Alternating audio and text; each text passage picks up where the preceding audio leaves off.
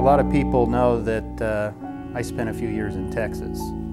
What they don't know is how profound an effect it had on my life as well as my walk with God. I was 18 years old and working in home base in Riverside. And I remember for several months praying, Lord, just make something happen. I don't like the way my life is going.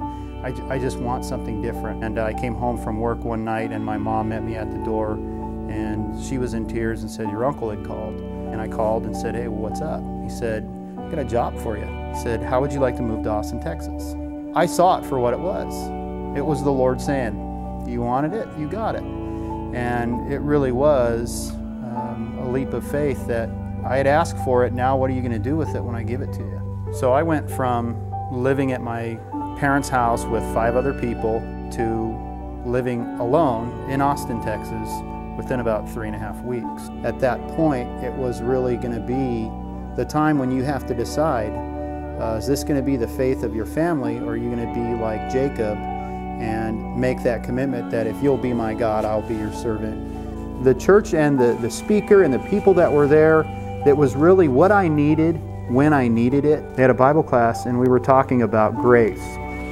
And all growing up, I had seen my relationship with God, one being more of, you know, there's things that you need to do and there's things you shouldn't do, and that's just it. But very checklist oriented.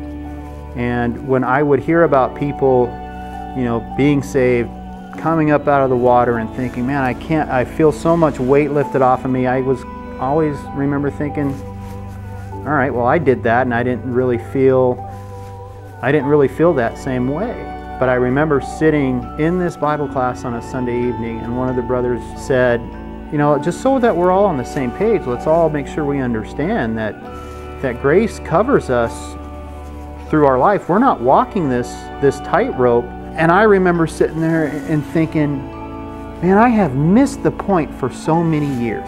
And at that moment, I really understood the feeling that those people felt coming up out of the water that I had never felt before, because I had this wrong assumption that you're constantly in and out of salvation and you just hope that when it's time to check out, you're in the positive, you're not in the negative.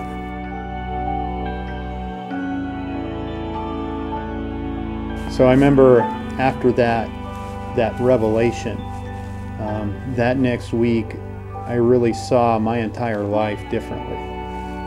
My prayers took on a different air, because I wasn't going before a judge. It was more of a, you know, go before your Father, and it really was an incredible opportunity. It was such a nurturing environment.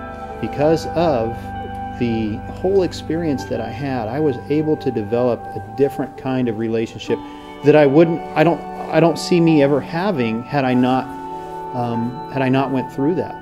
And it really got me put onto a track where I had a better understanding of how God works. And sometimes all that means is, I don't know how God works. And I'm not going to question it, because He knows what He's doing. And when we try to help Him out, a lot of times we just end up in the way. I mean, He's kind of like the mom in the kitchen trying to make supper, and if you let the kids help out, sometimes supper takes longer and you don't quite get the recipe right because JR dumped an extra quart of sugar in the soup pot. But you know, that's really one of the harder things about your walk with God, is being able to trust Him enough to get out of His way.